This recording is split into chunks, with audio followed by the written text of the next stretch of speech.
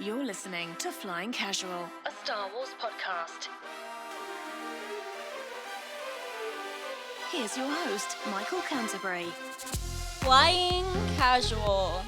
I'm your host, Michael Canterbury, but not really. I'm actually hosting today. Holly's hosting. Thank you. Thank you very much. It's a pleasure to be on the podcast that I co-host every week. But this week, we're doing Holly's Hyperspace Happy Hour. As everybody knows, this week we're going to be talking about Phasma. So this is the book that we picked for the book club that we're going to be doing. So every month we're going to be doing a Hyperspace Happy Hour with me, Luke, Michael, and then two other people who are going to be asked to join. Right now we have Ashleigh. And you guys all know Luke. And then over here next to me is Paige. So we are going to talk about Phasma. And Jory. Jory is joining us. I didn't forget about you, Jory. Hello. So welcome. So it's all of us. So Jory's calling in. He's one of our Patreons. So one of the cool things about being a Patreon donor is that you get to join in on these awesome podcasts and you get to be part of this. And so we're going to be doing this monthly with the Patreons as well. So welcome, Jory. Woo! Give it up for Jory. All right. So we're talking about Phasma. Should we just jump into it? Let's jump in. Yeah, let's jump in. Okay. That's what she said. There's your phrasing. Okay, so I guess starting out, I kind of wanted to see what everybody thought. So we all know who Phasma is. She's a captain in the First Order. We see her in the movies, and now we have a book about her. There are also some comics, which Luke will talk about later, because I think he's probably one of the only ones at this table right now who has read them. But if anybody else has read them, let us know what you think. But starting with the book, I was kind of wondering, what did you guys expect from this book before you started reading it? Because I feel like for me, I wasn't really sure what to expect, and then I kind of thought it was going to go one way and be told a certain way, and it was not. So what did you guys think, Ashleigh? I agree. I was wondering how they could possibly go about having Phasma tell her own story, because coming from her character background, it seemed like she would not be someone who would tell people about herself. So I was interested to see how they went about telling her story, which they framed with Vi and Cardinal. And I thought they did that relatively well, but that was very unique, I thought. Yeah, no, I absolutely agree. Luke, what did you think? Oh, exactly. That's a great point to start off with, Ashleigh, that just the framing of the story gave it a unique kind of dimension. It wasn't just here's a story. We have two timelines going. One, a little closer to the actual sequel trilogy, and then the main storyline about the background of Phasma being like a decade earlier. I thought that was a really cool device. And yeah, it really just, I knew nothing about the book going in, and it's, having read dozens of Star Wars novels at this point, it was one of the most unique Star Wars novels in the setting, in a primitive setting in terms of the technology, being on a world that is somewhat decimated and not utilizing all the starships and all the things we associate with Star Wars from that technological standpoint. So it gave a really unique, just stripped down environment to look at the characters. I wasn't Phasma to me seems like and many people have said is the Boba Fett of the sequel trilogy, in that she's this cool armored character that we want to know more about, that's really hardly in the movies and doesn't really do a ton in the grand scheme of things. And to have her get this fleshed out backstory in a pretty amazing way, like Boba Fett eventually did in the prequels and Clone Wars and everything else. I really enjoyed getting to know her more. Yeah, definitely. I saw some people also kind of comparing her to being the Boba Fett of the new trilogy, and I hadn't actually thought that until I read some of those other reviews that people have done on the book, and then I was like, yeah, I guess that I can see how you can make those comparisons too, but I actually hadn't thought of that until I saw other people saying that. Paige, what did you think? What were you expecting? I was kind of expecting it to be more of what was going on during Force Awakens for her, or like how she trains the stormtroopers. I wasn't expecting more of a desert situation. Yeah. But I really enjoyed that it was more told from a spy perspective, because she's kind of like a Poe Dameron character, and I liked Vi a lot, but I feel like because it was kind of 10 years before, it kind of got a little confusing. Yeah. Which was a problem for me, but I enjoyed it a lot. I wish we would have gotten that backstory in the actual movies, because I feel like she was underutilized, but I enjoyed getting to hear more about her, for sure. Kind of like where she came from and getting like Yeah. what we think may be her actual origin story. Although I guess that's a question for you guys. Do you think that that's actually true, how she came about? Jory, did you think when you were reading it that Vi was kind of a reliable narrator, or do you think that she kind of exaggerated a little bit and added in her own truths? I thought that she was a reliable narrator, but it's probably just how it's written. I mean, there's always, obviously it could be taken any way, or she could be manipulating the story, but I thought that it was done really well. And kind of piggybacking on what Luke and Paige just said, it like the getting her backstory and then seeing her kind of as a Boba Fett, I definitely see that. But then also, I kind of see her and Cardinal as a little bit of like the Sith, as like the rule of two, taking out their predecessors and moving forward in that direction of how they see the First Order going. Yeah, I think that's why I like doing these and having these conversations with everybody else, because I know I had mentioned, like, Luke brought up the point about Boba Fett, which I hadn't thought about, and then I didn't think about kind of like that rule of two. Do you want to do a little dive into Cardinal, or do you want to do that later? Because I think Jory bringing that up is really interesting. Like, could we talk about? Yeah. So we kind of talked about what we think of Phasma in this. What do we think of Cardinal? He was fascinating to me. Like, what stuck out to me is he seemed like very insulated. Like, he only focuses on training the stormtroopers and doesn't seem to really, I don't know. It mentions like how he hasn't had much battle experience because he's so focused on just doing the training of the soldiers.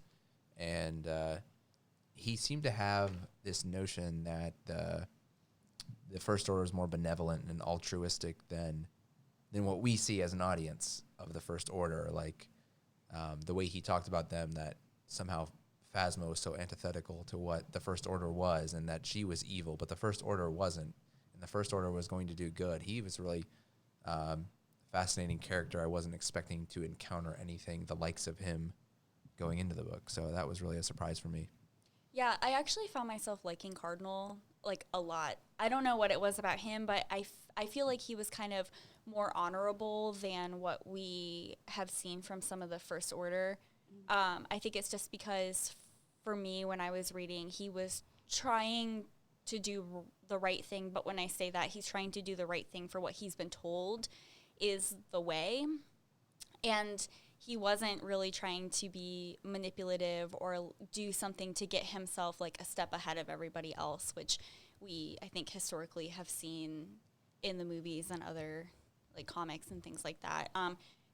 I'll say this is my first Star Wars book, so I can't really say that I know anything.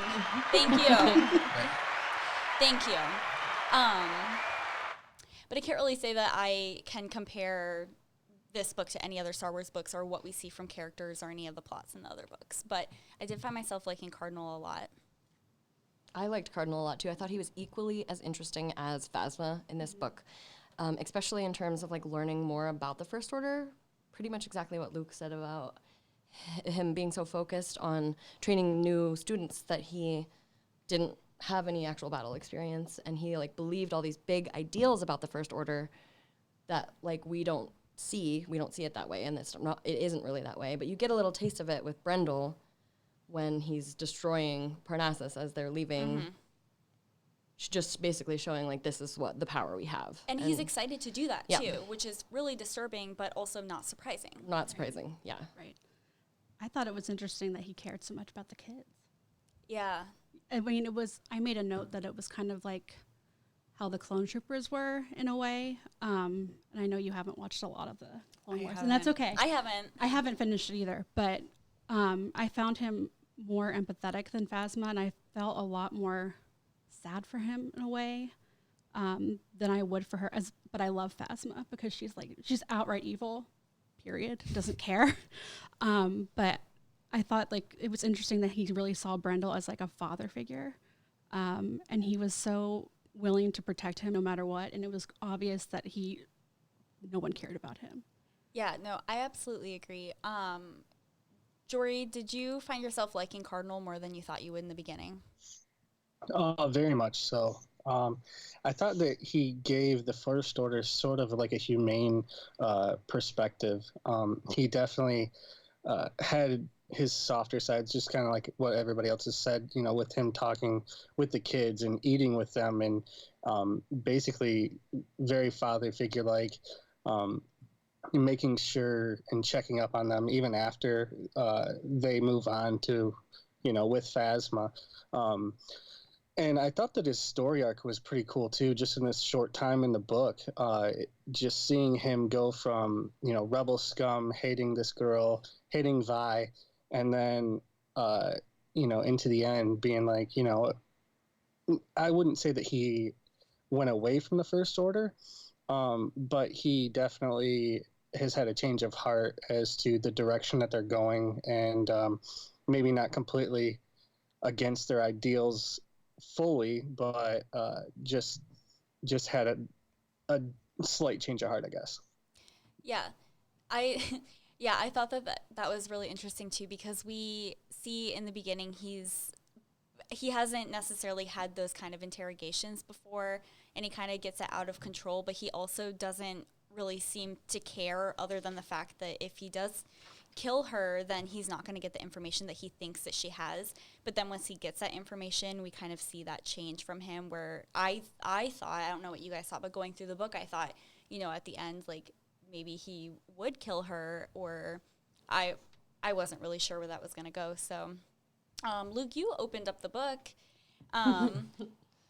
Was there a point about, or anything about Cardinal that really stuck out to you?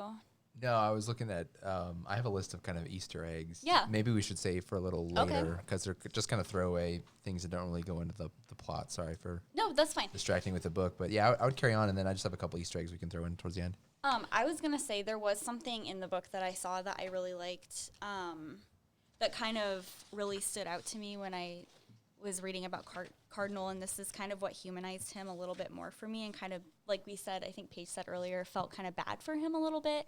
So if anybody read this or is going to read this, this is on page 310, and it goes, Cardinal's training kicks in and his posture straightens.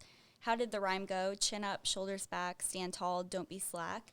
Even the tiniest of his recruits can sing along, and the slogan is printed on one of the many posters plastered around their barracks and the youth cafeteria, along with an image of Captain Phasma at attention, her chrome armor shining and her cape rippling behind her. The little ones look up to her and want to be her. They think of Captain Cardinal as their teacher, but it's Phasma who has become their idol. And then later down that page, he's thinking about that kind of mantra that they're talking about, and he says, Cardinal finds it comforting when he checks on the children at night to hear the soft murmur of the First Order's doctrine droning on, the same as when he was a child. He used to lie in bed and pretend it was his mother's kind, loving voice, even if it spoke of loyalty, courage, and the rule of law. And I like that, because he's kind of diving into that doctrine, but he's using it as a comfort for him, which I kind of thought was interesting, because to me, nothing about the First Order is comforting, and I find it very harsh. But to him, even these doctrines that they speak and drill into these children is a thing of comfort, and I think it has to do with the routine. Yeah, I like that you read that passage, because I remember that very well. It sticks out with me too, and it made me Cardinal made me wonder about another character who's not in the book at all whatsoever in Finn, in that we know so much of the First Order, pulls the stormtrooper recruits from like presumably like orphaned or like disadvantaged kids on random planets, which Cardinal admits in his backstory he's from Jakku, obviously a rough place that we know of. So it's like we can relate to Cardinal in the fact that that's where he's from and that we know what Jakku is like. And so we know that the First Order actually offered an improvement on his life from what it probably was going to be on Jakku. And I think that's in this new canon era of the novels, one major theme that I've heard a lot of other Star Wars commentators talk about is they humanize a lot of the Imperial and First Order side of things more than you got in the past, where it was just like the black and white George Lucas type style of like, this is just pure evil versus pure good. We're in a more like much more nuanced age of good and evil in the way that we view Star Wars. And so you have a much more like sympathetic character like Cardinal, who's part of the First Order and believes in what the First Order is doing, but in a more sympathetic way.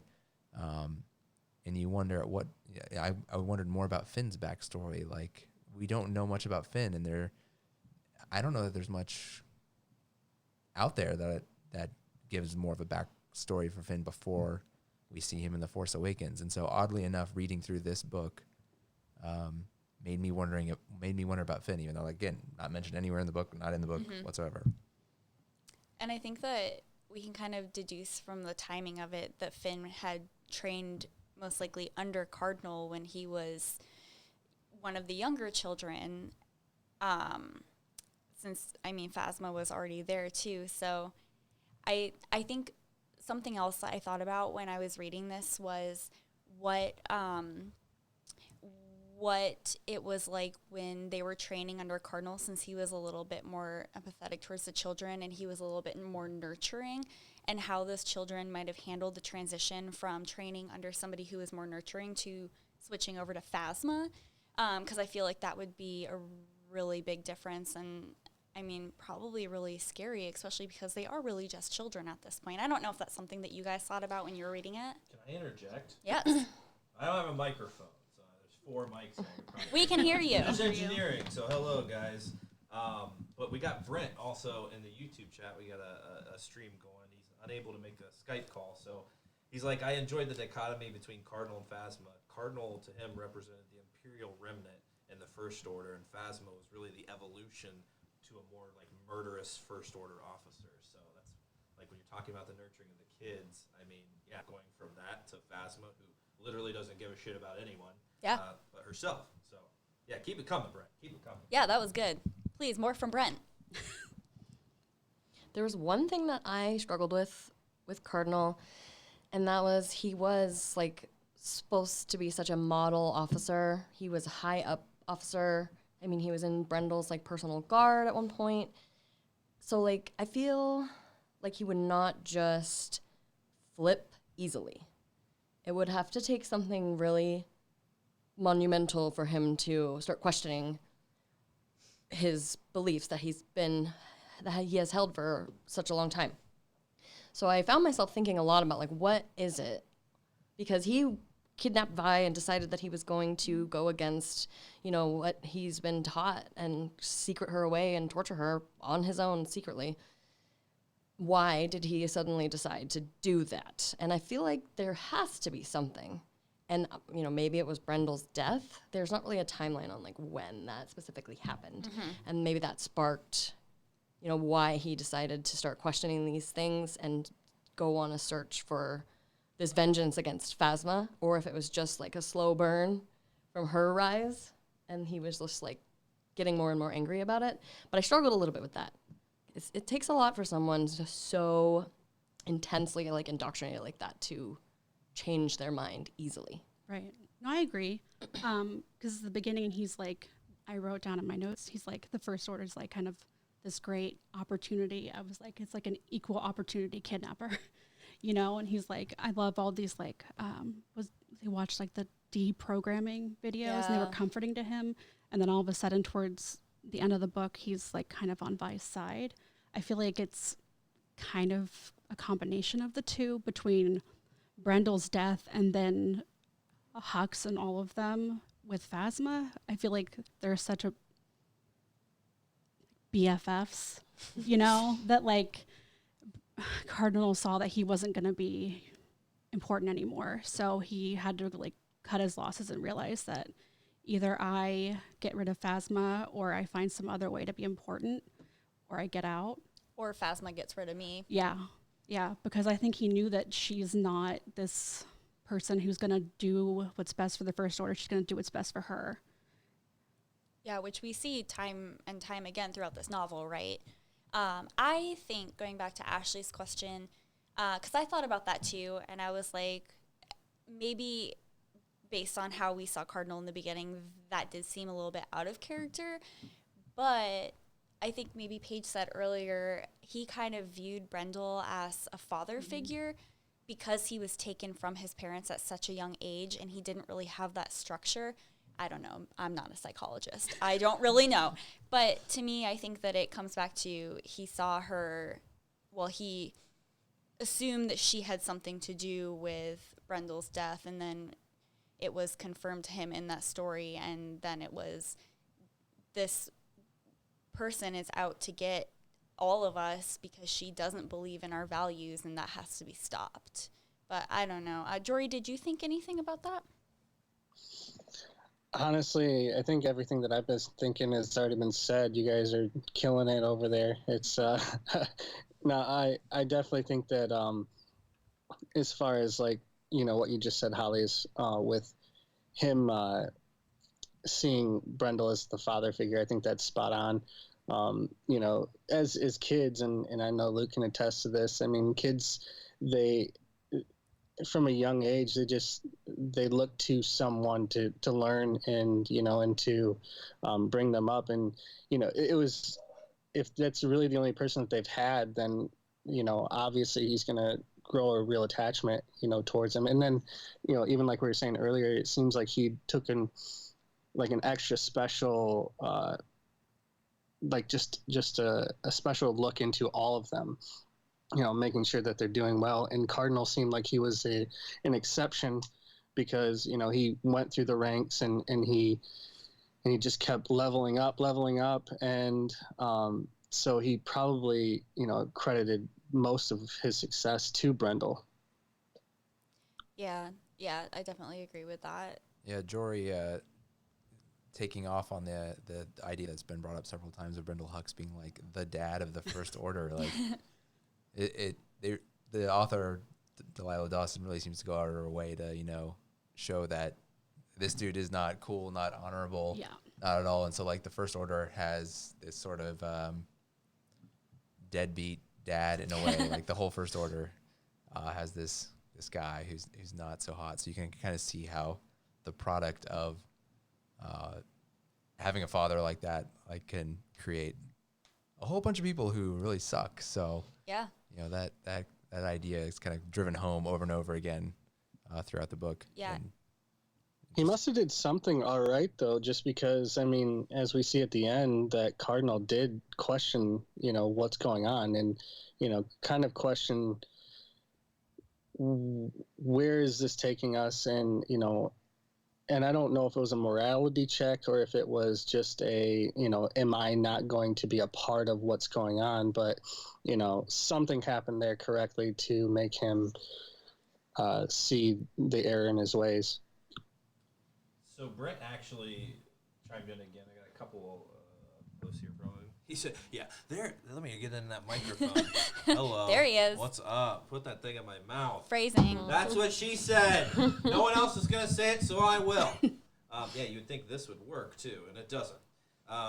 So he said... see that. Well, I got a camera on me. Oh, okay. Yep, I got a camera, but no mic. He said, I think Cardinal misunderstood Phasma's purpose in the First Order. Phasma was trying to bring back... Phasma was brought back by Brendel to take the stormtroopers to the next level. Cardinal lays the foundation of listening without question, and then Phasma teaches them to destroy a village without question.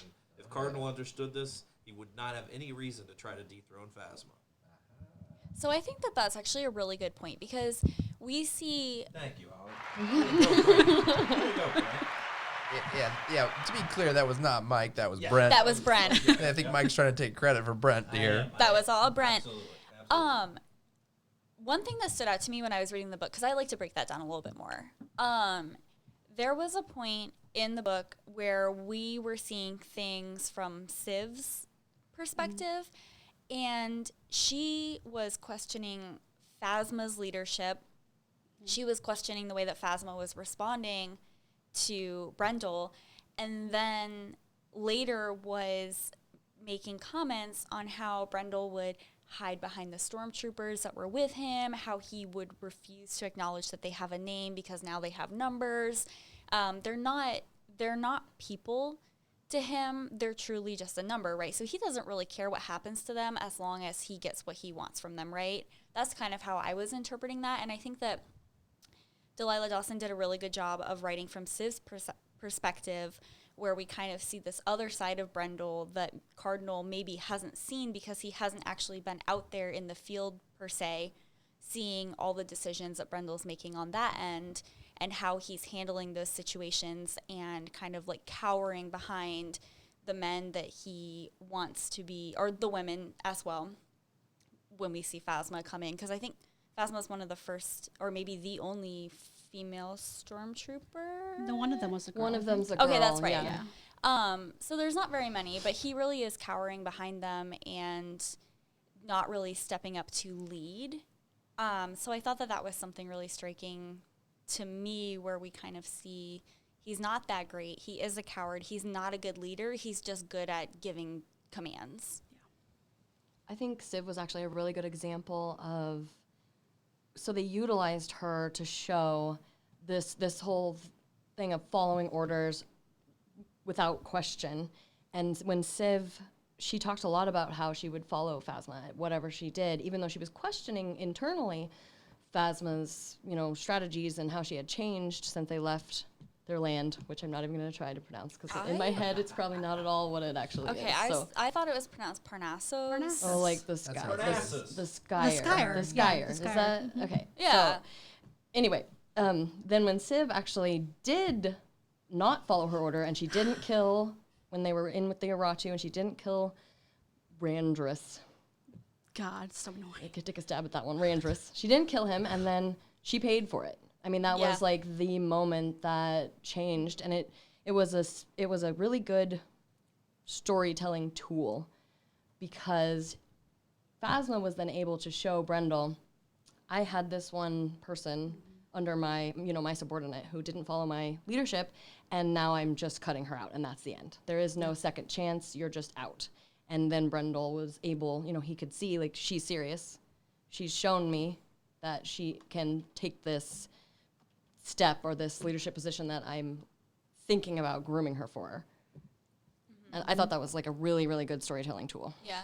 I also think that one scene in particular where Civ realizes that she's being left behind really said so much about Phasma, because in the beginning of the book, her tribe of people, they weren't having children. They really didn't have anybody to train to be warriors.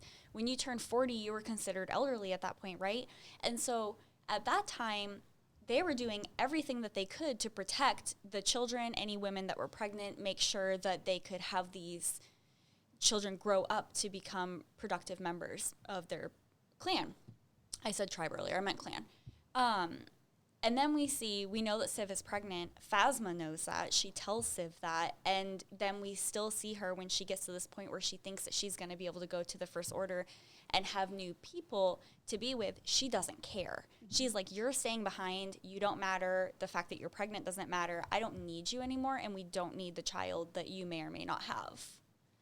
Yeah, I think it's unfortunate we haven't gotten to Civ until now, because she's a fantastic character. And so much, even though the book's called Phasma, so much of the story is in a way about her. And one other piece of Civ, the biggest piece of technology in a book that is, light on the technological aspects of Star Wars is Civ's detractors, I think they're called. Yeah. For utilizing like all the resources that you can on this desolate planet, and it helps illustrate how desperate these people's lives are, that when anything dies, including their own family, their own clan, the resources left in their physical body are harvested immediately and then used for the protection and benefit of the rest of the tribe. So that was, I can't recall really coming across so stark a plot device in the book before to show like how desperate a situation people are in. And it was really fascinating that they slather the dead remains of their ancestors and other beasts and things all over their body for protection and for nourishment, because they are so like malnourished and beat up by their surroundings. So it was great to show like, and I think it gets to the point how an authoritarian autocratic system like the First Order can be appealing in a certain way when you juxtapose it against something as chaotic and dangerous as life on Parnassus and amongst the Skyer. Getting out and then becoming a part of the First Order is by far an improvement, because there's shelter, safety, nutrition, and technology available. So I thought that all was really amazing. I like the sort of religious aspects of it too, where they had said the certain phrases when they I should have written them down, or maybe someone can pull it up. But Body to body, dust to dust. yes, Yeah, yes, there it is. I thought that was powerful. Like like you can go through that sort of religious like intonation. So Civ was fantastic, I thought. I did too. And the Detraxers, Paige. Oh God, I hate it. I mean, I thought it was a really good plot device, but like it just grossed me out from a germ perspective. But going back to what we said before about Cardinal kind of going against the First Order, I wonder if after hearing about how she betrayed Civ, after hearing all of that, maybe that might have been what changed his mind. Because, I mean, if she's going to betray someone she's known almost her entire life, she'll betray you, Yeah. Yeah, I think that was the point in the story where Vi, are we saying Vi or Vi? I think it's Vi. I've been saying bye. Okay. Okay, well, I've been saying Vi, but I don't actually You can know. say But whatever Like want. short for Violet. sure, see? Right. I think that was the point in the story where when we were hearing it from Vi's perspective, when they were back on the Absolution, she kind of took note that part of the story kind of seemed to get to Cardinal a lot, and he seemed to be kind of shaken by that. Yeah. Which I don't know if you guys thought it was strange, the things that she decided to point out kind of startled Cardinal more than other things, because I feel like they were things that didn't startle me as much, but seemed to really kind of have a big impact on him, like the Detraxers and not using them. Yeah. And then when she kind of was like, forget all these other values and I'm gonna go with the First Order. Well, I'm one who kind of disagrees with the part of the premise we've been talking about here that Ashleigh brought up, and I think it's interesting in that whether or not Cardinal has changed the way he feels. I don't know if Jory thought along these lines at all, but to me, it was not so much Cardinal changing. I almost said Jory changing, as Jory's Cardinal. Maybe it's just because he talked about rearing children, and that's a Cardinal thing to do. I don't think it's so much Cardinal changing, but rather feeling like people leading the First Order are betraying the First Order, and that he's the one staying the course and maintaining what it is to be the First Order, and that's why doesn't want Phasma around. I don't know, I'm putting a lot of words in Jory's mouth, so let's hear from Jory. No, that's a really good perspective there, Luke. I never even thought of it that way. I do think that the different I don't know how to say this. All right, I do think that the First Order definitely is starting to change and go in a separate direction as to what, say, the Empire was, or what the foundation of the First Order was meant to be. But I do still think that Cardinal, and this is just in my opinion, that Cardinal did have that slight change at the end. Just a slight change of heart. I actually really enjoyed the character of Cardinal. He was really well written, and you got a lot of his thoughts in behind of, you saw I don't want to say a sentimental character, but just somebody that did care for people in a way that we haven't seen anyone in the First Order or really the Empire ever do in Star Wars. Yeah, like when he got just wasted. Yeah, that was a surprise because at that point he was kind of like, fine, you know what? I'm going to do what I've never done before. That's how dire this situation is. Not quite give up, but he's not willing to try anymore, almost. Yeah. I thought that part was really, like, telling for his character, that it was, like, the end, almost, for him. But I do think it was interesting when he was basically killed, quote-unquote, by Phasma. He was just like, leave me alone. I'm dying now, and I would rather die than see the First Order go this way. Mm-hmm. So, going along with that, since you brought that point up, were you guys surprised when Vi came back to save him, or did you save him, or I guess more so rescue him at that point for whatever reason she decided that she should do that for? Were you surprised by that, or did you kind of expect it? I kind of expected it. Yeah. I feel like it doesn't really make a lot of sense. She, in theory, like in real life, if you were a resistance fighter on this ship, even if you thought that Cardinal was defecting and he might be worth saving, that you would leave. You would get out as quickly as possible. And she did not. And it didn't seem like she had a strong, like, emotional connection to him, more than just, like, she was trying to get him to defect. But she wasn't like, oh, I have to, like, save this man. I didn't really feel that. But I felt like the story, just the way it was told, like, she was going to obviously come back, even though realistically that wouldn't be the case. Yeah. Do you guys feel like she kind of sensed the conflict in him and thought he's vulnerable at this point? So if we are going to be able to get him to join the resistance and kind of use him as a tool for intel, which I think ultimately is what she was trying to get him to join for, right? That would be the time to do it. What I've just thought, in a way, it mirrors in The Last Jedi, Rey and Kylo's relationship to some degree, where Vi comes to see what she wants to see in Cardinal in a way that, like, I think I can turn him, rather than just say, like, let me go and let me be. She's like, you should come join the resistance, like a whole step beyond just let me go. And it's sort of the same thing when Rye. Malbec. It's the Darth Malbec. Next, I'll have a whiskey rye. There it is. When Rey thinks that she can, turn Kylo once they've defeated the Praetorian Guard and Snoke, I was like, all right, now stop them blowing up the ships, and let's be the Resistance together. It'll be great. And he's like, no, that's not what this is about. This is about me taking over the First Order. And I think it's very reminiscent of that with Vi in Cardinal, where when she makes that offer, and he's like, no, I have to save and preserve my First Order. I'm not running off and joining the Resistance. And it's wonderful how the conversation can just bring that out. That wasn't a thought I had reading the book earlier. It's just based off like what everyone's been saying, and that's like, oh, like there's a weird connection. Yeah, I also, now that we're having that conversation, okay, I'm not caught up on Clone Wars, but I'm almost caught up on Rebels, and kind of what it makes me think of is when Zeb and Callus get stuck on that planet.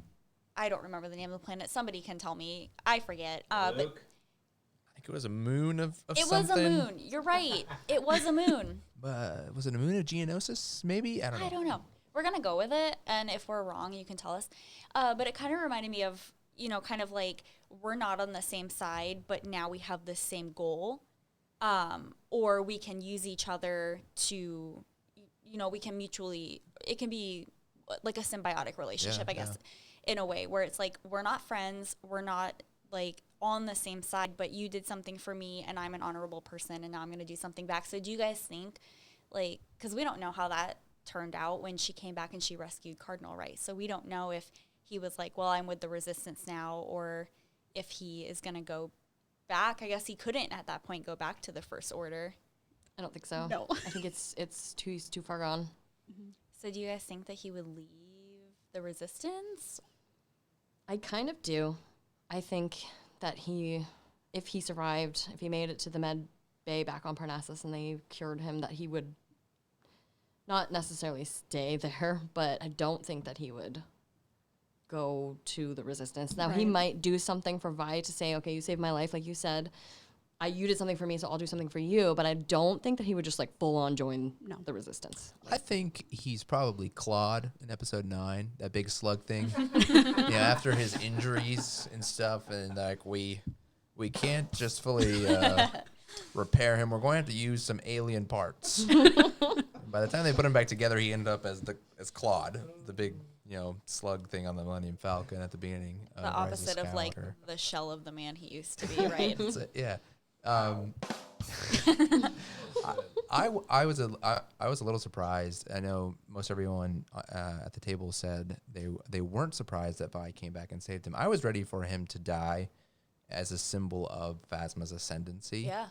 But almost in most of these new canon books, I think the direction to most of the authors is not to kill most characters because they want all the sequel possibilities to be wide open.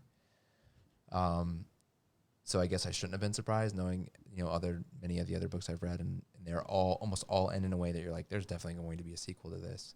But I guess the only one we haven't heard from, in terms of, were they surprised Vi saved, or presumably saved, Cardinal? We don't know his ultimate fate, really, but came back for him. Jory, were you at all surprised by that, or was that kind of, expected that one? No, I was definitely surprised. I definitely, maybe it's just me being naive, but I don't always guess through books.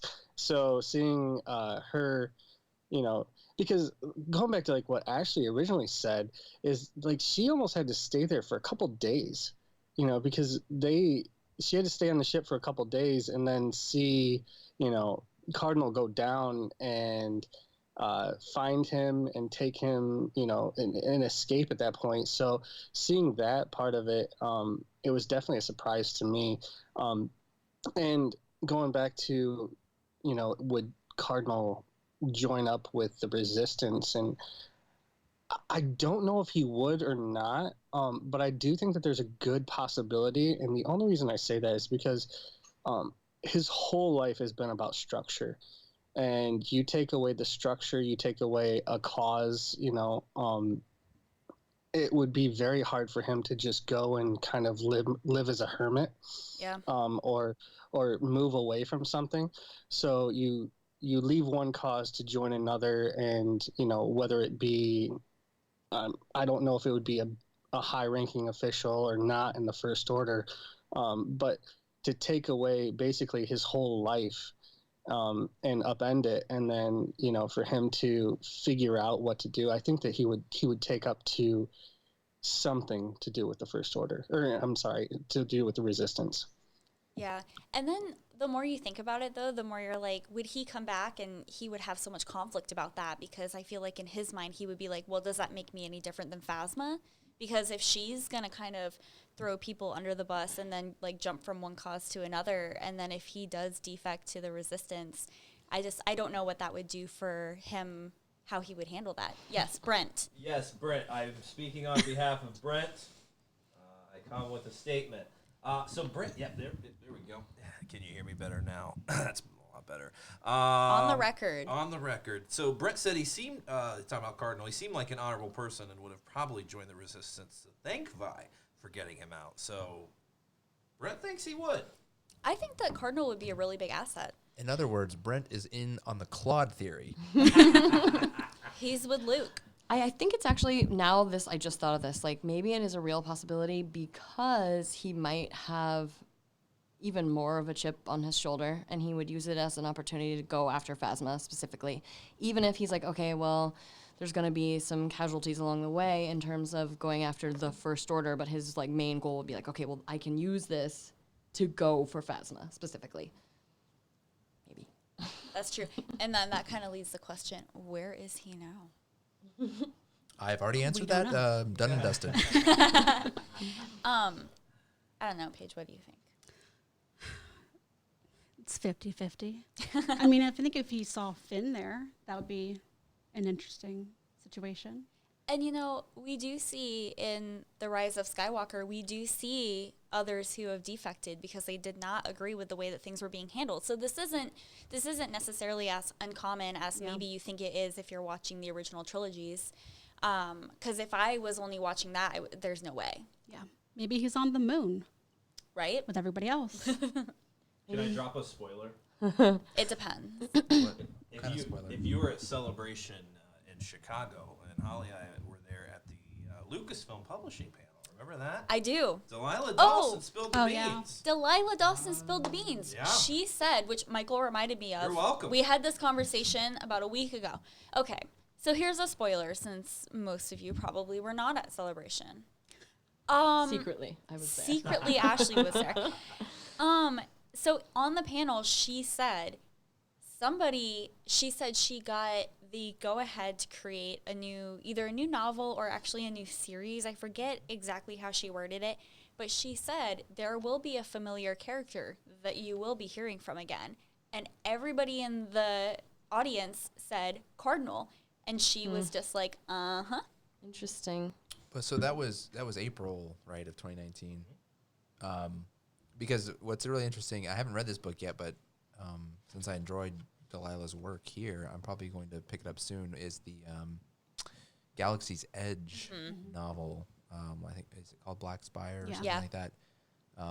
I wasn't too intrigued when it got released around the park's opening, because I don't know when, if ever, I'm getting to Disney, maybe when the kids are a little older. Good. That's funny. That's not Amen, a joke. brother. That's just the reality. I'm not hauling a 5-month-old to Disney right now, but Just put him on a pack and carry him around, like little baby Yoda. they probably charge. I'm like most places, you know how like under 1 is like free, under 2 almost is like free almost everywhere. I bet Disney charges, but whatever. Kids not gonna get anything. That's out of it. guaranteed. They'll charge you. Yeah, but anyways, We're going to get put on the blacklist now. This episode will mysteriously disappear after we air it. are we 100% certain she wasn't referring to Vi? Because I know she's the main character of that Black Spire novel. So we're not. She did Okay. not. She did Which- not dispute everybody saying it was Cardinal. Okay. Do you have something I to disagree. contribute? It was very apparent. That it was Cardinal? To me, yes. Everyone yelled Cardinal, and she gave an affirmative answer, kind of. I don't know. So maybe this I is don't a know. book yet to be published. Even. Yeah. Okay. Disclaimer, just so Disney doesn't sue Flying Casual, Thank 3 you. years and under is free. Oh, what age? 3. 3. Oh, holy wow. So I need to go to Disney. Maybe I need to go. within My the son next, 4 months. Yeah, my son turns 3 in April. The clock You is guys- ticking on a free. No pressure, but go to Disney soon. Okay. I have a quick question. Oh, yes. Just because it's like speaking to other books written by Delilah Dawson. Is this Canto Bite book out already? I would think so. Yeah. Yeah. Because there's like a preview in this one. And I was like, maybe I could. Yeah, that one's like 3 or 4 short stories Okay. based Oh, in and around Canto Bite, I think. But I don't know know. that much more about Okay. it. Yeah. I have a question for you guys because when I was looking at other people's ratings and reviews on the Phasma book, I saw conflicting responses. What did you guys think about the pacing? Because I know, Paige, you had mentioned that it kept jumping back to 10 years ago. And disclaimer, when I think about what I know about facts that were told to me from something that happened 10 years ago, I don't think that I could accurately recount anything that happened that long ago. But that's just me. I like to think I have a very good memory, but I don't know. But did you guys think that it was kind of hard to keep jumping back and forth, or do you think that that was done in a way that you could follow easily? You know how I am with jumping around with time. I thought it was hard the first time I listened. I actually listened to it twice. That was me. And I think listening back to it a second time helped a lot. But I think jumping around really hurt the book a lot. I don't think it was as clear. And towards the end of the book, because of the second listen, I realized that Phasma went back and the whole situation, she was making her armor. I didn't even realize that until the second time I listened, to be honest. I have had a no question idea. about listening. When you listen to it, do they like tell you the title of each Yeah. chapter? Okay, They said do. like Okay. 10 years ago on Parnassus, which okay. was like, I'm like, sure, all right. And then they're like, I'm in the desert. There's a lot of desert happening. And I was just like, I'm so tired of the desert. Well, that's the other thing is that I was intrigued the whole time. Like, I feel like this was a very easy read for me, and I was able to follow along and keep track of the events that were happening. But at some point, I did feel like it got a little bit repetitive in the first half of the book where we're walking through the desert. There's more desert. We're on the absolution. Cardinal's making it clear that Vi isn't giving him what he wants, and then we're back to the desert. I kind of feel like it was just a lot of walking in the desert. But I don't know. Did you guys think it was a little bit repetitive? Jory, did you think it was a little bit repetitive in the beginning with that? So I think it's always kind of just how your experience is while reading the book or listening, as Paige and I do. Because so for me, the back and forth didn't bother me at all. But I was able to listen to this in like a 7-hour stretch where I got like basically, almost 3/4 of the way through the book all at once. So like that for me didn't affect my my listening. But if it was chopped up for somebody, which I don't know how Paige was able to listen to it. It was chopped. But it was bad. yeah, no, exactly. So if you were listening to it and you had to listen to it in, say, 45-minute increments or however it was for you, I definitely feel like, you were like, we've been in the desert for 2 weeks now, so it's Yeah. it's just, how you're able to do it. With my job, I was out doing some snow plowing and stuff like that. So for like 7 hours, I was able to listen to it and I was able to advance through most of the book in one listen. But I definitely see how it can definitely affect you. Yeah, guys, I do have to tell you that I read most of this book while I was walking on a treadmill. So I do feel like I was walking through the desert Impressive. with Phasma. So that actually may be part of the problem. I'm imagining So like our Jory. parents, uphill through the snow. Yeah. It was barefoot. right, 3.5% incline at 2.6 speed. I'm imagining like the parts of the book where they were in the like tank like vehicles.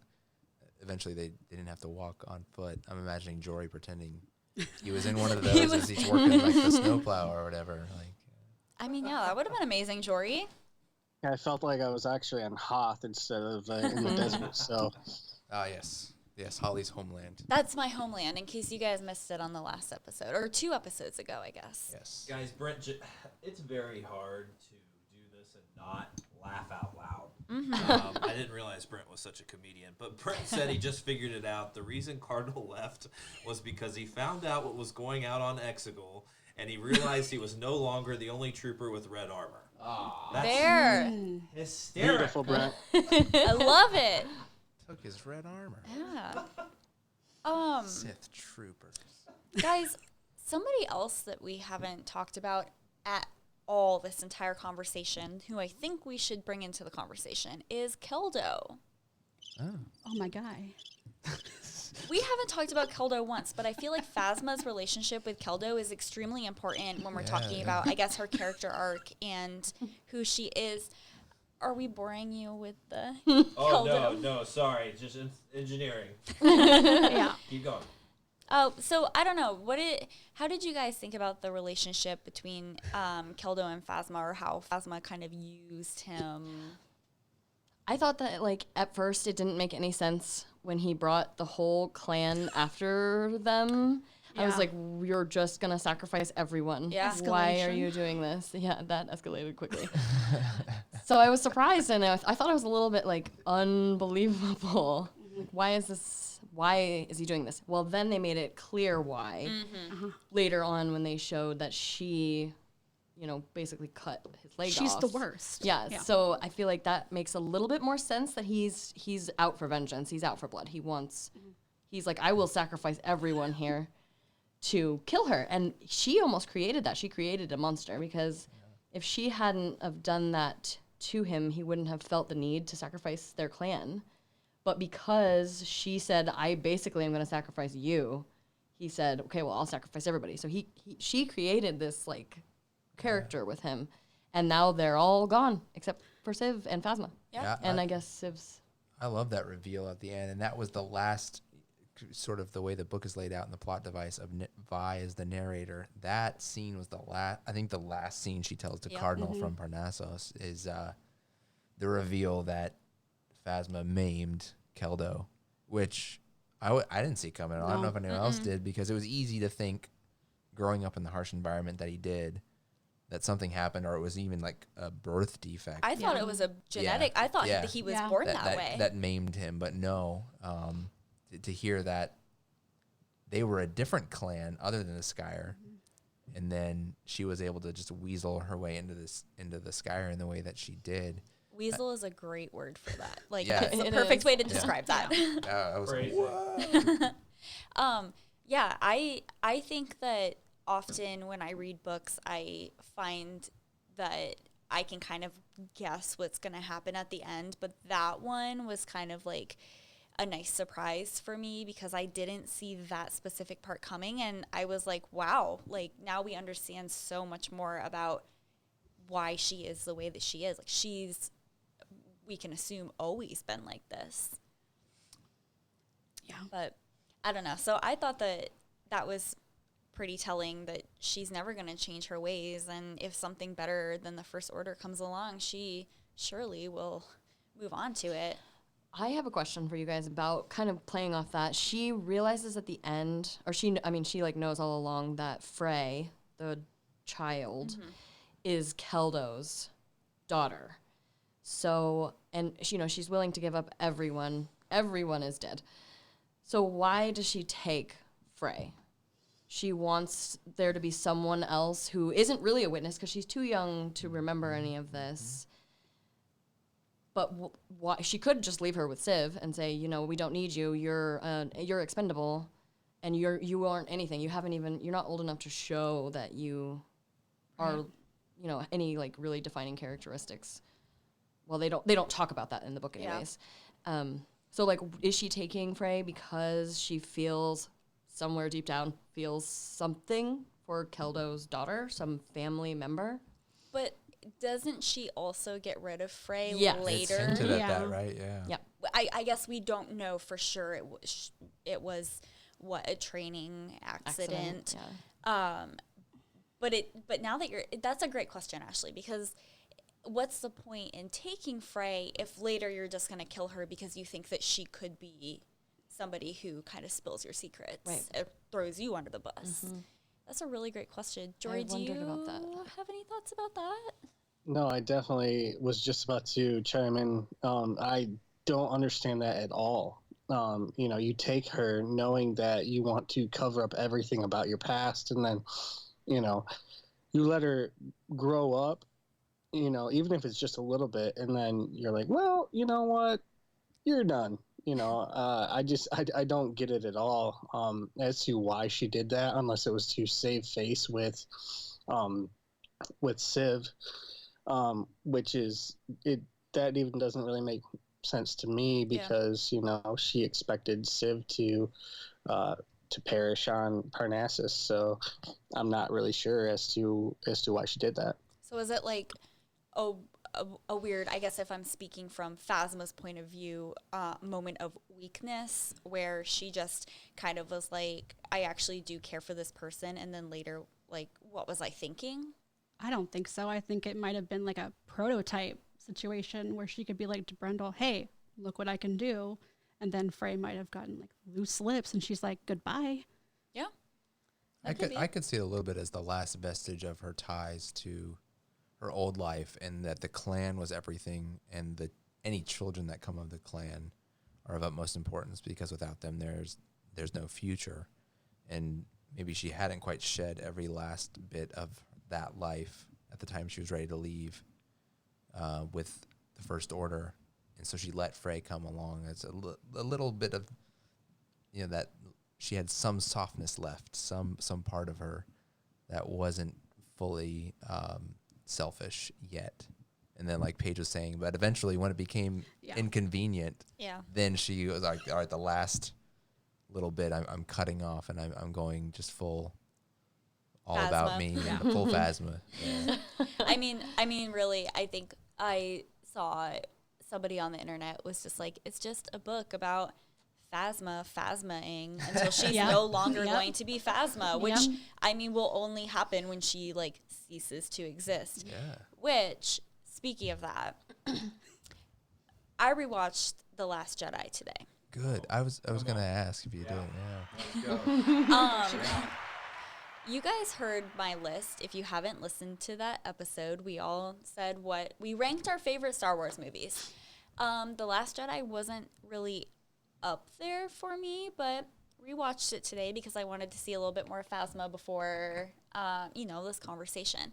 Because something that really bothered me as I was reading this book was I kind of feel like in The Last Jedi, Phasma's death, or maybe not, maybe we're not sure if she died, but they lead you to believe that she is probably dead. That felt kind of anticlimactic for me after reading the book. When I watched the movie, it wasn't. And I know Luke and I had this conversation before, and it kind of was, we said it was Finn having his moment, right? But then while I was reading the book, I was like, she's gone through so much, and she's had like bigger opponents that she's taken down seemingly very easy, right? And for it to be done by Finn in the book just kind of didn't really sit well for me. And I understand why it was done in the movie that way, but I don't know. What did you guys think? Did you guys think about that? I agree with you. I thought when I watched the movie that scene was quite anticlimactic. I was expecting more from Phasma, especially based on, like, we know Finn is a trained stormtrooper, but he hasn't really shown himself to be, like, an especially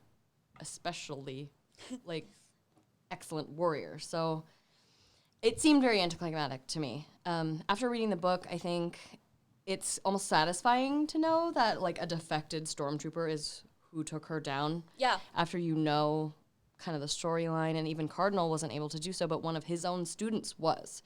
So that made it a little bit sweeter for And even me. one of Phasma's own students. Yes. Mm-hmm. Well, and even each subsequent movie sort of adds and changes to the rest of the movies in the series. And what we get in Rise of Skywalker are the hints of Finn's force capabilities. That could add some credence to his ability to take her down as well, if you kind of retroactively. Yeah. And she would never suspect it. So I guess that would be a surprise to her. She wouldn't see that coming, maybe. I don't know. Golden scum. That's right. Rebels. I don't know why, but I don't know. Okay, so last week I was like, what are the best insults that have been thrown around in Star Wars? And I looked at this list, I think it was on Ranker, and somebody put Chrome Dome as like number 3 or number 4.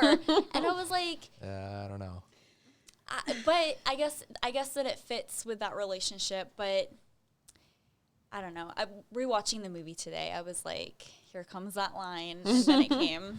Scruffy looking nerf herder, top of the list for me, I'd That say. one's a good one. Somebody also put Goldenrod on that list, which I didn't think was meant to be an insult to C-3PO, but maybe I'm just interpreting it incorrectly.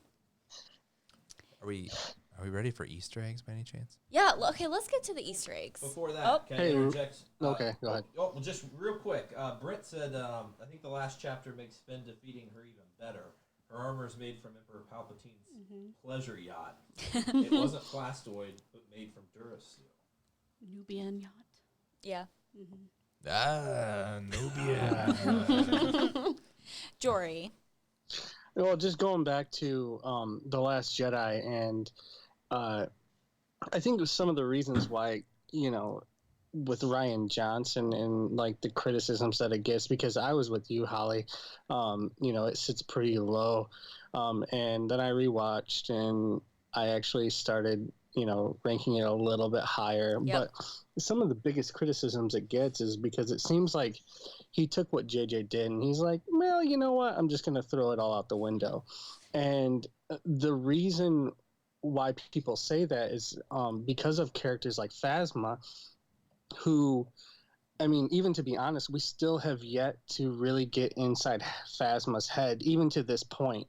Even in any of the movies, we didn't really see much from Phasma.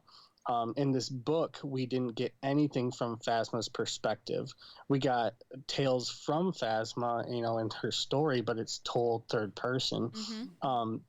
So it's just it almost, in that movie with her demise and the anticlimactic part of it, you don't really get anything, from her and why she's doing things and any sort of like reasoning, inside her head. I mean, I still think that her story arc with this book is very good, but the end for her and what she did on screen was it just didn't sit well. Yeah, Jory, that's like a perfect segue into the comics. I'm going to touch on them real quick. Awesome. Yeah, I think it's a great point about the perspective of the novel. And yeah, you're right. Like the damn book is called Phasma, but it's not really from her perspective. Whereas the comic series was a 4-issue comic series that came out around the same time as the book in the Journey to the Last Jedi publishing releases in late 2017.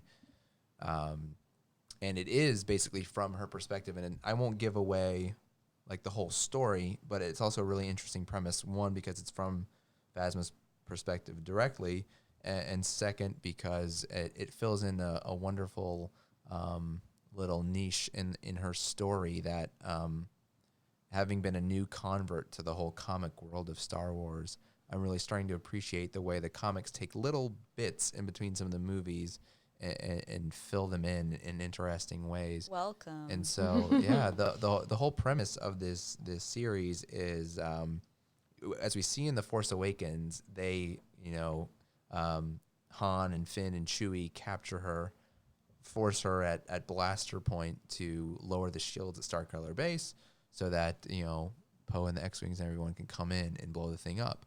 And so the whole premise of this 4-issue comic series is Phasma covering her tracks to make sure that nobody else in the First Order finds out that she was the one who lowered the shields. Again, it fits really nicely in the novel of like Phasma always looking out for Phasma as number one, and everything else Classic Phasma. is subservient to that.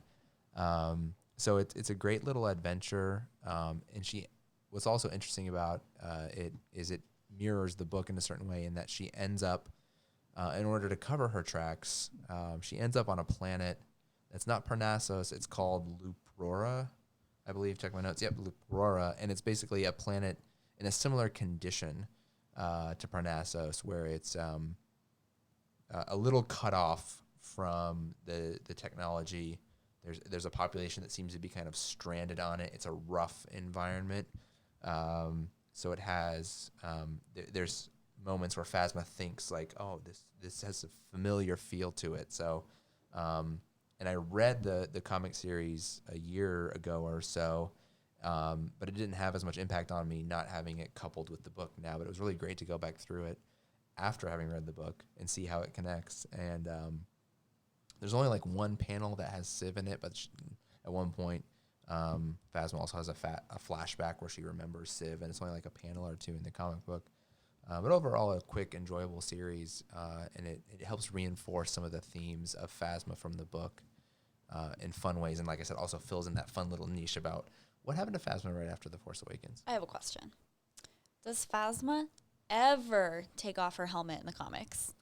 She does. What? And that was a little bit, that's a really funny point. It felt a little contradictory to some of the content in the book where she almost never did.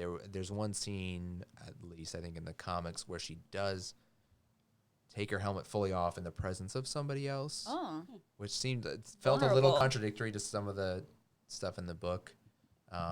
good Mandalorian tie-in too, like not wanting Yeah. to take the helmet Yes. off. But Yes. Yeah. I don't know. That was something that I really liked about the description of Phasma, was how she kind of used that new armor as like, to me it seemed like she was like dissociating herself from the things that she was doing by hiding behind that armor, and she would never take it off. And I think that was a point that was made a couple times, or a few times actually, in the book, where she just wouldn't take her helmet off, except for, I guess, when she was talking to Brendel. So that's interesting that she took it off in the comics. Yeah. I have one thing I want to touch on before we talk about Easter eggs, just real quick.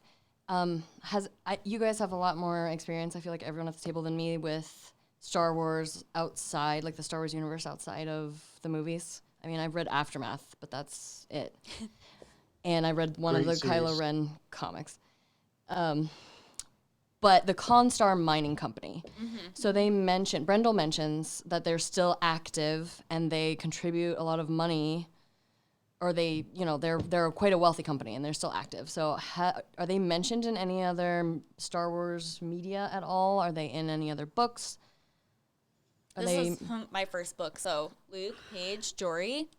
I don't remember hearing about them, but I had to look them up on Wikipedia. So So was there any evidence of them being elsewhere on there? I don't think so. I can look it up. up. Do we look it up? Michael, can we get a fact check? Yeah, guys, I got that. You just keep talking. I'll fact check. Okay. I've read probably 50% of the new canon novels, and I have never heard of Comstar. Yeah. I can't say that for sure, but I have never heard them in any other novels. I thought that they used them well as the perfect example of the way that the First Order is going.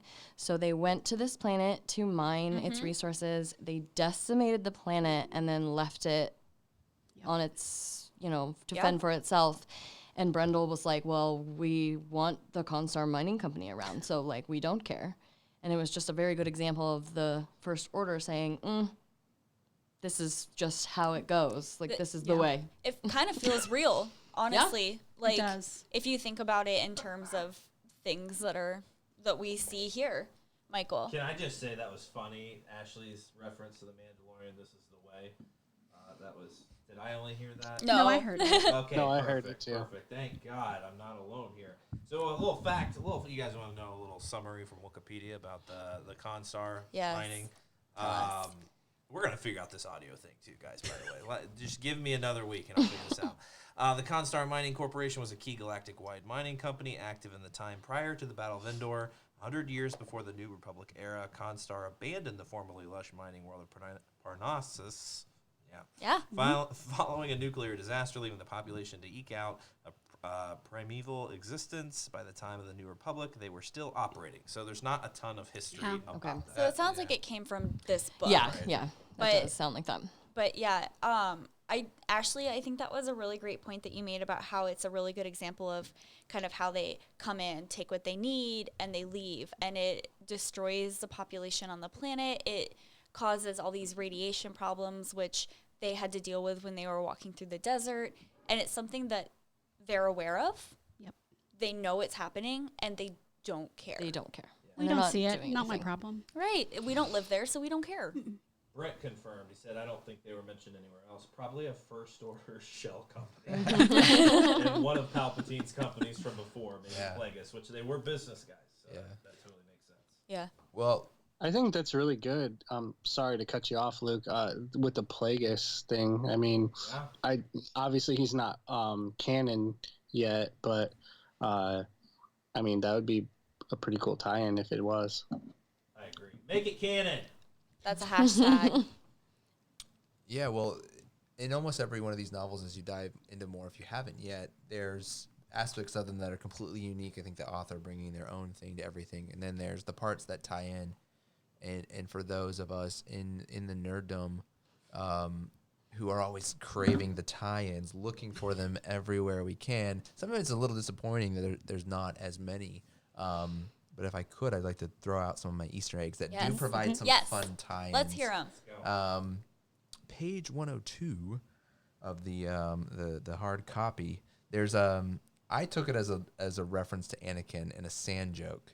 I Yes. think it's when they first kind of get to the desert portion of things, and Torben is talking, and he says, "I've never walked on sand. What's it like?"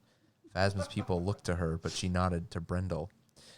It shifts under your feet, coarse and rough, irritating, gets everywhere, slips into your clothes and boots. So that's like, yeah, gosh, one of the main prequel memes, right? The whole sand, it's So sandy. coarse, it gets everywhere. I had that one. I had that one in my yeah. notes too because I was like, "That's a nice callback." Yeah, in the sort of the end of the book, Delilah Dawson's like acknowledgments or whatever, she talks about being a huge fan, which I think most of the authors are, but it just makes sense that somebody that connected could throw in a fun little reference. It's literally 2 lines on one page of a 400-page book, but it stands out because like it's an insider sort of thing. And then the two more real quick that I noted.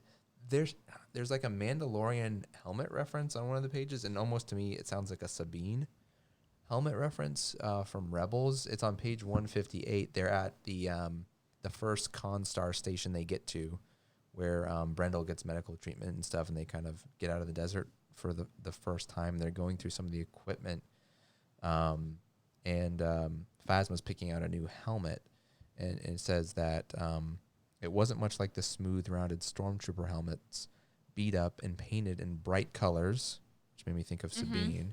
It had a black line across the eyes and another black line from the nose to the chin, Mandalorian T-shape visor, and a tiny antenna poking up from the top, the little antenna you see on most of the Mandalorian helmets.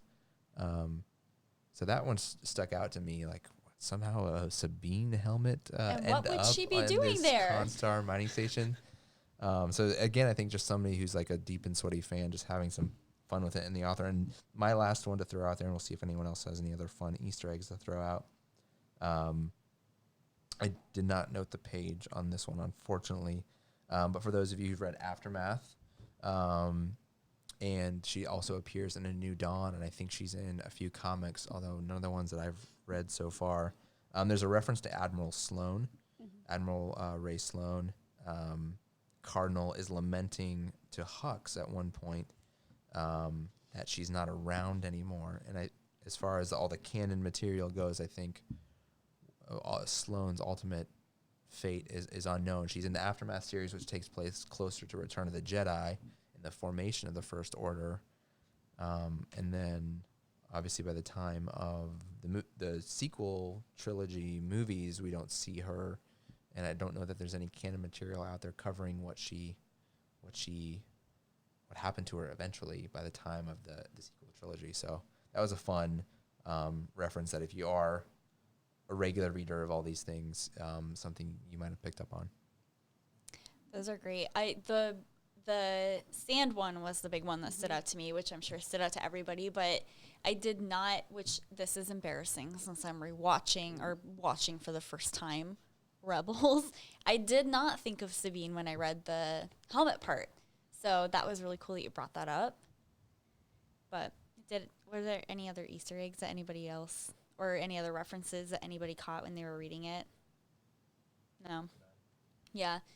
No, that was really great, Luke. I really liked that. And I also didn't get a chance to read the comics, and I don't think anybody else has read them yet, but I definitely want to jump in and check those out. I think you said that there was one other comic out there. Yeah, there was another one in that Age of Resistance line, just a one-off, and it was okay. It really just reinforced, again, this constant theme that Phasma's just out for herself, and she's willing to kind of sacrifice anything for that. One thing I forgot to do that we were talking about the other day, Holly, was go back and watch. I think there's a deleted scene from The Last Jedi in the fight with Finn. Yes. Oh, yeah, there is. Yeah, hopefully people can back me up on this, where I think it ties into the comic nicely in that they get into the fact Finn talks about that she's the one who lowered the shield. And so in the deleted scene, Phasma shoots a bunch of stormtroopers who are in hearing distance to sort of kill the people who are hearing Finn say this. Am I remembering all that right? So, I think I forgot to go back and double check it, but it really That's correct. lines up nicely with like what you see in the comic and in the books too. Yeah, which I kind of wish that they had put in the movie because I think that that's like a really important part. At least if you're thinking in terms of Phasma, which I think that Phasma is kind of one of those mystery characters that people are like, do we need to know more? Do I want this story? And I think ultimately, like, yes, we do, because it's fun to learn more about these characters who I think the other day Luke and I were talking about how much screen time does Phasma actually get? Probably 10 minutes, I think, between all the movies is what we thought. But there's so much more to that character that we just didn't know that now we think we know. But I think that that would have tied in really nicely too. Yes, you. Can I Brent. ask? Brent. That's funny. We now got Wes in the chat. Wes. He's watching from work. Props to him. We won't tell your boss. Another of our friends there on Patreon, one of our patrons. So I'm really glad he's chiming in. So he said he may have to step out quickly, and it's not because we're terrible. We understand. But can I ask you guys something? I read this book a while back, and no one probably cares. But it's been a while. But I recall thinking to myself after I read it, should we believe any of this? I don't know. That comes back to the question. Wes, you weren't here when we were talking about it earlier, but I said, is our narrator a reliable narrator? I don't know. I was inclined to believe it. Because to me, Phasma is this fantastical character, and I just don't. I mean, she's cheated death how many times now? We know in Trevorrow's script that she survived. We see concept art from her surviving, right? I feel like she's just this mythical character that we really don't know what actually happens to her, and I feel like they did a great job by having Vi and Cardinal tell this story, that it just adds an element to this, her being this mythical. Did this even happen? Or is she just built up to be this superpower person, and maybe she's not? I think don't know. if it didn't happen, I think that it was a really great tactic to kind of come in and disrupt the First Order and kind of make them be suspicious of each other and kind of like making them fall apart from the inside out, which ultimately we don't really see that happen in the movies down the line per se.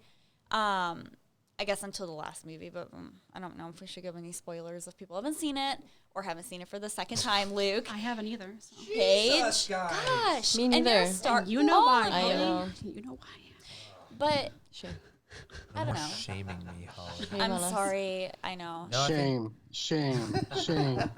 Jory's in on it, Luke. I'm sorry. no, maybe parts of I'm it have just to be kidding. real because Cardinal got the little container with the beetle Yeah. on it, and The poison knife. She wouldn't have reacted Yeah. that way if it wasn't yeah, so touched a nerve. Vi has some internal dialogue that we see in the book where she admits to embellishing certain things in hopes of swaying Cardinal for her own survival. So there's definitely elements of her being, she is admitting to being an unreliable narrator in some aspects, but I don't think there's any way for us to tell Yeah. which parts she embellished and which parts she didn't, because there's obviously some within the story, it's hard facts supported by the physical things that Cardinal obtains that we talked about. That Yeah. Ashleigh said, the knife, That's and true. the container of the beetle as well. So parts of it have to be real, but Vi does admit to at least embellishing certain parts. And you know, something else, which this is going to be a spoiler for The Rise of Skywalker. So if you haven't seen it yet, stop listening. I am going to spoil it.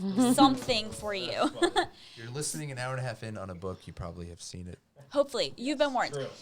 Something that stood out to me was how Phasma worked with Armitage Hux, who is the Hux that we know from the movies, as Brendel's son.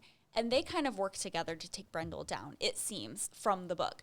And I was like, well, that kind of action from that character makes him being a mole in The Rise of Skywalker a little bit more believable. Yep. Because I loved that in The Rise of Skywalker. That was actually one of my favorite things. I don't know what it was about it, but I was like, I absolutely love that, because Hux is one of those bad guy characters that I personally would have loved to seen come back time and time again.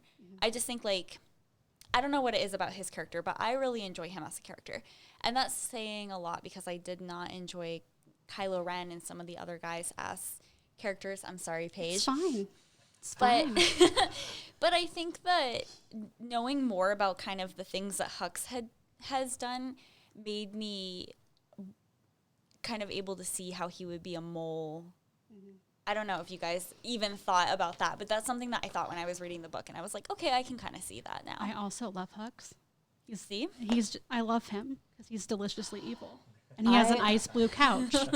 I like blocked that part out from the movie that he was the mole. You didn't like because Why? that was like my least favorite part of that no. movie. I hated it so much. Oh, no. Because I also love Hux, but I love him as Evil? this first order, like to the bone man. But his dad is the worst. Yes, but having him betray the first order like that upset me. But now you see him do it again in the book where he may have contributed to his own father's death. But I think he thought it was for the good of the first order. I think he thought that his father wasn't necessarily on board with what he thought the future should be.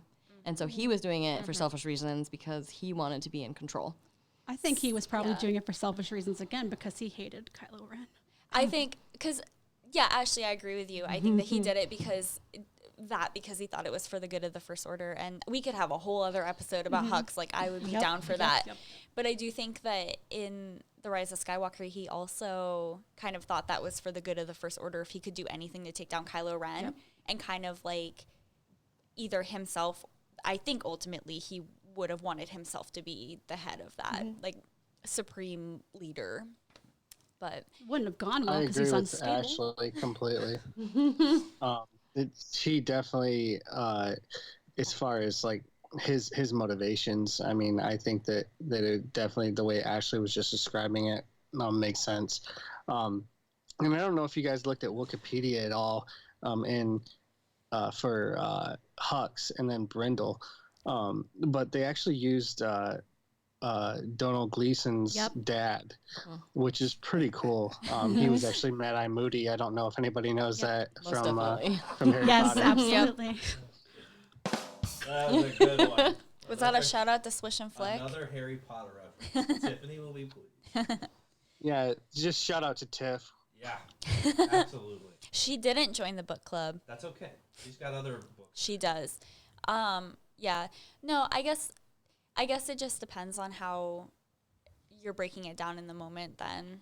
But that's the cool thing about having these conversations is that everybody kind of interprets it differently and they can kind of read between the lines a little bit differently, which I kind of like because I think Jory said it earlier, it just depends on your experience when you're reading the book. And I think that was a really good way to put it. Can I ask a question? I'm going to because I'm controlling this setup. So I'm going to ask a question if that's cool. And Jory, I want you to chime in because I know you're a big fan of the Aftermath series, and I know a lot of folks here are as well. We were led to believe that Phasma was a child of Jakku. I don't know if you guys remember that. The way they described her, being tall with blonde hair, this child that was being taken into the First Order. I for sure thought that was Phasma, and I was like, wow, that'd be interesting to hear about Jakku more and how harsh it is, and it makes a lot of sense that she's so evil and tough. And then this story just kind of, it just kind of changes it completely. So, Jory, were you a little disappointed by that you're learning this, or did you pick that up in Aftermath at all? Oh, definitely. Before I read this, I was in the same wavelengths as you. But I do also think that it broadens the Star Wars spectrum. It makes the galaxy bigger because there are, with the galaxy, it's not just the planets that we already know. There's also probably hundreds of other planets that are just like Jakku. So that makes it to where the galaxy has just gotten even bigger, and I think that that's what they're trying to do with Star Wars because even in 9, we went back to the same few planets that we know, which is great for the nostalgia reasons, but it also is nice knowing that, okay, there's people that are a part of this, whether it be with the Resistance or with the First Order that are not strictly from Tatooine or Naboo or, these other planets that we already know. Yeah, and I like that. You know, I think that when Solo came out, I was like, I don't really want a Han Solo story. I don't think that I need this. But now that I'm starting to get into the books, I'm like, yeah, these are stories that I really want and I'm really enjoying because I want more. I want to know more about it.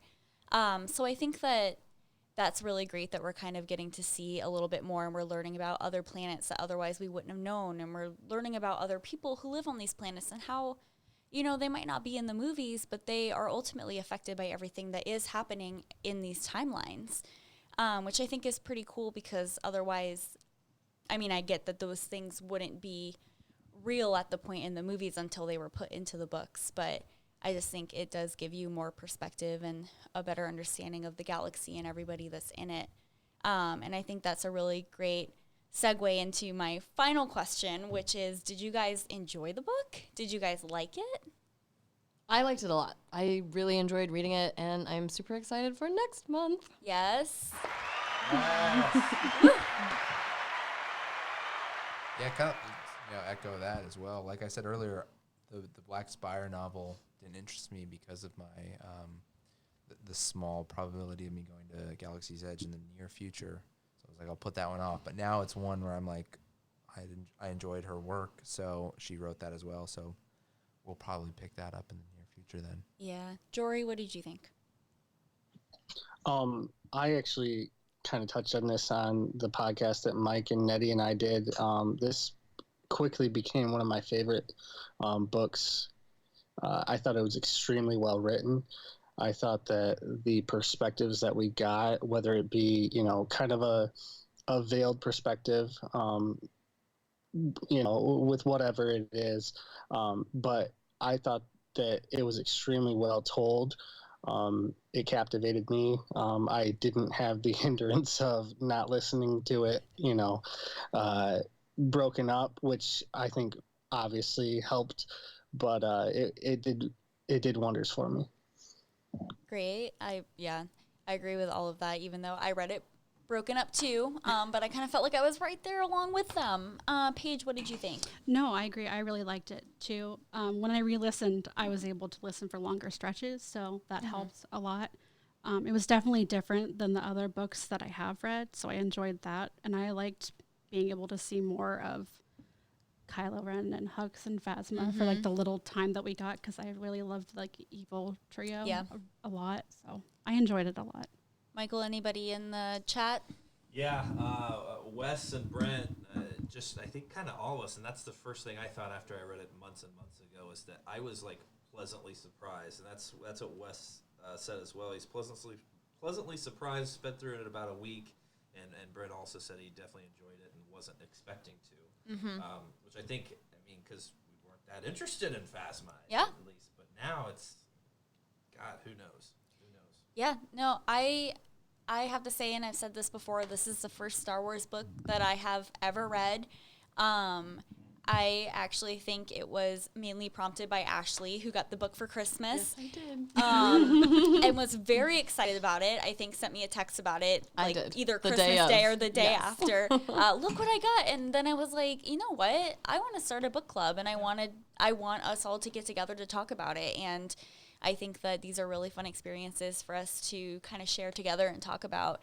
So I am really excited to pick the next book and for everyone to get together again to talk about it. Yes, Can I say something really quick? You sure can. I gotta have the mic on this one so everyone can hear it.